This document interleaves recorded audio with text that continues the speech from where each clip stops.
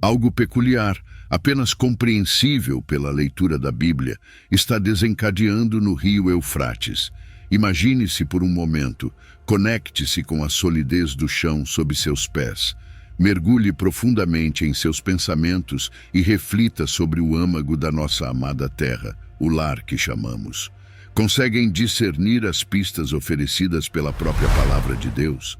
Ela nos proporciona vislumbres de eventos enigmáticos, desdobrando-se no cerne da Terra. Permita-me compartilhar, meus amigos, que nem tudo é tão simples quanto sol e arco-íris.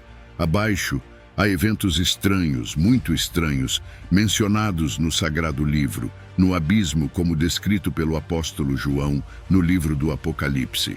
Há um poço sem fundo, uma visão que assombra, como se houvesse um reino inteiro, um vazio cavernoso logo abaixo de nossos pés, onde as eras do mundo espiritual estão confinadas. Sim, existem seres espirituais, legiões demoníacas, acorrentadas nas profundezas, aguardando o momento predestinado.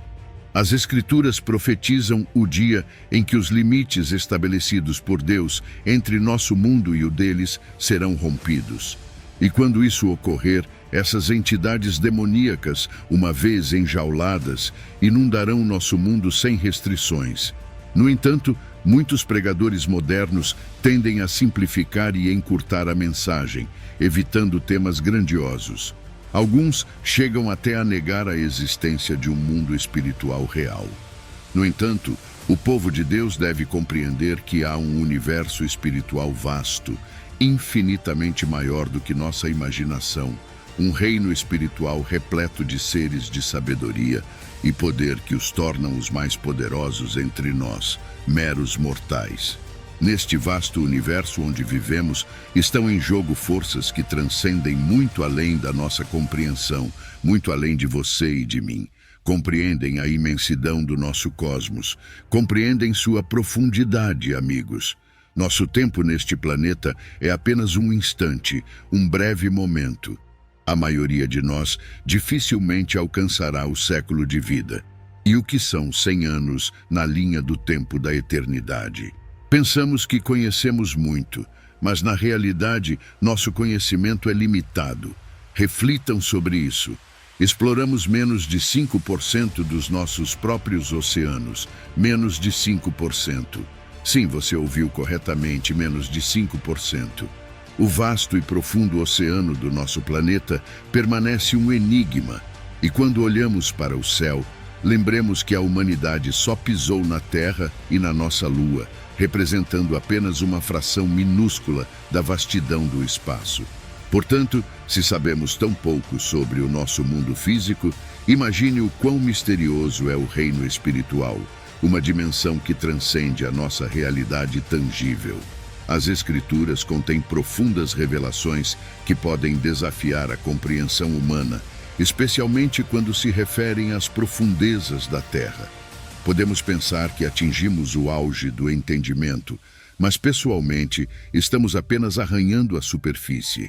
Somos como crianças tentando entender a mecânica de um motor a jato. O orgulho humano pode nos enganar, fazendo-nos acreditar que temos todas as respostas. No entanto, na grandiosa tapeçaria de Deus, nosso conhecimento é apenas um fio. Portanto, antes de nos erguermos com a pretensão de ter todas as respostas, devemos nos humilhar e reconhecer o quanto realmente entendemos da magnífica criação de Deus, seja ela visível ou invisível, como Isaías 55, 8-9 nos lembra. Porque os meus pensamentos não são os vossos pensamentos, nem os vossos caminhos, os meus caminhos, diz o Senhor. Porque assim como os céus são mais altos do que a terra, assim são os meus caminhos mais altos do que os vossos caminhos, e os meus pensamentos mais altos do que os vossos pensamentos. O mundo espiritual, caros amigos, é muito maior do que a mente humana pode compreender. E esta Bíblia, este livro sagrado, nos revela que há um mundo espiritual real. Precisamos parar de tentar simplificar as coisas para a mente humana. A Bíblia nos diz que há coisas extraordinárias sob nossos pés, conforme Apocalipse 9 nos revela no capítulo 9, versículos 1-3. O quinto anjo tocou a trombeta, e eu vi uma estrela cair do céu na terra. A essa estrela foi dada a chave do abismo. Ela o abriu, e da abertura do abismo subiu uma fumaça como a de uma grande fornalha, e o sol e o ar escureceram por causa da fumaça do abismo. Então, gafanhotos saíram da fumaça e foram sobre a terra, e foi-lhes dado poder, como o poder que têm os escorpiões da terra. No entanto, hoje não falaremos sobre o abismo e o vasto exército que dele surge. Em vez disso, direcionamos nossa atenção para o rio Eufrates, como mencionado em Apocalipse 9, 13 e 15. O sexto anjo tocou a trombeta, e ouvi uma voz que vinha dos 4 chifres do altar de ouro, que estava diante de Deus, dizendo ao sexto anjo que tinha a trombeta: liberte os 4 anjos que estão presos junto ao grande rio Eufrates. E os 4 anjos que estavam preparados para a hora, o dia, o mês e o ano foram soltos para matar a terça parte dos homens. A libertação desses 4 anjos no grande rio Eufrates marca uma virada nos eventos narrados no livro do Apocalipse. As primeiras 4 trombetas foram como advertências, um chamado ao arrependimento e um convite para voltar-se para Deus. No entanto, as trombetas quinta e sexta são julgamentos mais severos, direcionados especificamente àqueles que se recusam a se arrepender. No primeiro ai, a humanidade não é exterminada, mas atormentada por gafanhotos demoníacos e seu líder Apollyon, o destruidor. Ninguém morre durante este período. No entanto, no segundo ai, um exército poderoso é desencadeado para matar 1/3 da humanidade. De acordo com as Escrituras, quando a trombeta soar, os 4 anjos que estavam aprisionados no grande rio Eufrates serão libertados. Esses anjos foram preparados especificamente para este evento significativo. Embora não saibamos quem os preparou, eles foram mantidos presos para esta hora específica e para um propósito divino. A natureza exata desses anjos não é explicitamente declarada nas Escrituras, mas é provável que sejam anjos malignos. Pessoalmente, acredito que sejam anjos malignos, já que nenhum anjo santo seria mantido em prisão. No entanto, independentemente de sua natureza, eles servem a um propósito divino. A razão pela qual esses anjos foram especificamente mantidos no rio Eufrates e não em outro rio não é claramente explicada nas Escrituras. No entanto, o rio Eufrates tem uma importância simbólica e histórica significativa em toda a Bíblia. Ele está associado a diversos eventos e locais de importância, desde o Jardim do Éden até a Babilônia. Além disso, o rio Eufrates desempenhou um papel vital na proteção da cidade da Babilônia contra a invasão. Embora a razão exata para a prisão dos anjos no Eufrates não seja explicitamente explicada, essas associações destacam a importância histórica e simbólica do rio em relação ao pecado, à rebelião e à oposição que o povo de Deus enfrentou ao longo da história bíblica. O Apocalipse 9, 16-19 descreve um exército composto por 200 milhões de cavaleiros, cujo número é inimaginável. Montam cavalos com couraças de cores vívidas, e as cabeças dos cavalos parecem leões. De suas bocas emanam fumaça, fogo e enxofre. Por meio dessas 3 pragas, 1/3 da humanidade é morto pelo fogo, pela fumaça e pelo enxofre que saem de suas bocas. O poder desses seres reside em suas bocas e caudas, que se assemelham a serpentes com cabeça. A descrição desses cavaleiros em Apocalipse 9, 16-19 é verdadeiramente estranha e grotesca, apresentando uma imagem chocante de horror e destruição. Além de uma conexão com o reino demoníaco, alguns sugeriram que esses cavaleiros representam um exército humano convencional. No entanto, essa descrição vai além do que poderia ser atribuído à tecnologia humana. Uma interpretação mais segura pode ser que se trate de um exército demoníaco literal de 200 milhões, mas não composto por seres humanos de uma nação específica.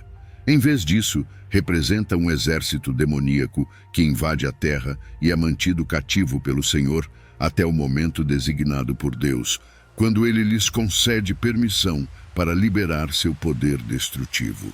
Isso se encaixa no contexto geral do Apocalipse, que descreve a guerra espiritual e a atuação das forças do mal no final dos tempos. O próprio Apocalipse nos mostra estranhos espíritos demoníacos que sobem à terra, e estamos diante de um evento profético de magnitude imensa que desafiará a compreensão humana. Enquanto muitos se concentram no espetáculo das pragas e julgamentos, devemos lembrar que esses eventos fazem parte do plano divino de Deus e que Ele está no controle de todas as coisas. Portanto, não devemos ceder ao medo, mas sim manter nossa fé e confiança no Senhor. Apocalipse 9, 21 nos revela uma verdade preocupante. Mesmo diante desses eventos extraordinários e julgamentos divinos, a humanidade se recusa a se arrepender e continua a praticar obras más. Adoram demônios e ídolos de ouro, prata, bronze, pedra e madeira, que não podem ver, ouvir ou andar. Não se arrependem de assassinatos, feitiçarias, imoralidade sexual ou roubos. É verdadeiramente espantoso que, apesar de testemunharem eventos tão notáveis e julgamentos divinos justos, as pessoas na Terra se recusem a se arrepender e reconhecer a gravidade de suas ações. Seria de se esperar que esses eventos extraordinários as levassem a reconhecer a gravidade de suas ações e a se voltar para Deus. No entanto, como é evidenciado por sua falta de arrependimento, a humanidade está obstinadamente presa a seus caminhos pecaminosos. Isso reflete a profundidade de sua condição espiritual e a dureza de seus corações. Mesmo quando confrontados com o julgamento justo de Deus, permanecem inflexíveis, agarrando-se a seus estilos de vida pecaminosos. Essa teimosia demonstra o estado caído da humanidade e como o pecado profundamente enraizado pode cegar as pessoas para a realidade de sua necessidade de salvação e impedi-las de abraçar a misericórdia de Deus. Isso serve como um lembrete da importância de um coração quebrantado e uma disposição de se submeter humildemente a Deus, reconhecendo nossa necessidade de seu perdão e salvação.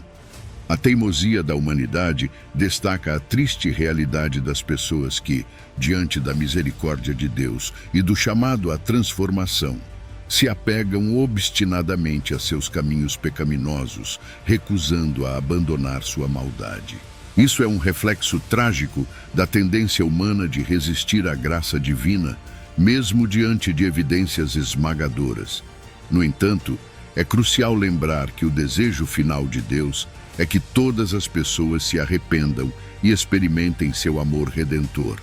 Os eventos descritos no Apocalipse servem como avisos e oportunidades para que as pessoas se afastem de seus pecados e busquem o perdão de Deus. Embora a resposta das pessoas possa ser desanimadora, isso destaca a importância de compartilhar persistentemente a mensagem da salvação e interceder por aqueles que ainda estão perdidos em seus caminhos impenitentes. Que Deus nos abençoe. Amém.